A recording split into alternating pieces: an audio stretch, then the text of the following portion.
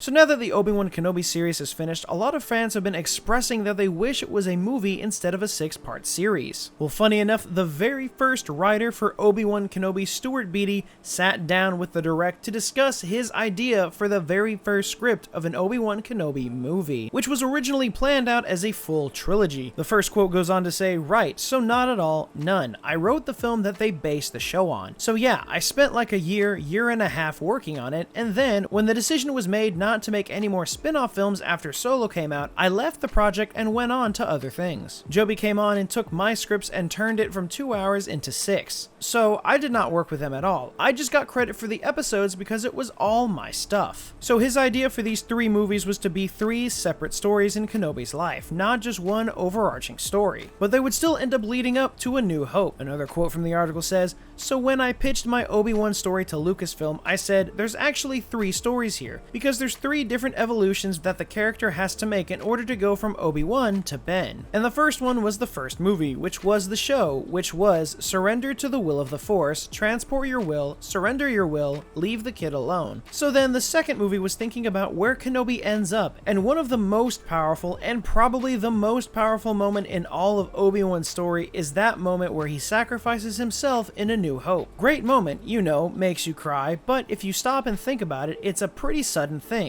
To just kind of go, be fighting a guy, to see Luke and go, I'm gonna die. You know, that to me, that required forethought. That required pre-acceptance that this was going to happen. He also elaborated on what he envisioned for the second story. So again, it's one of those universal things we all struggle with, to come to terms with our own morality. So that was the second step of the evolution for me, that Obi-Wan now has to come to terms with his own morality, somehow in a prophecy or Qui-Gon telling him, there's going to come a moment where you're gonna have to sacrifice yourself for the good, and then Obi-Wan is like, what?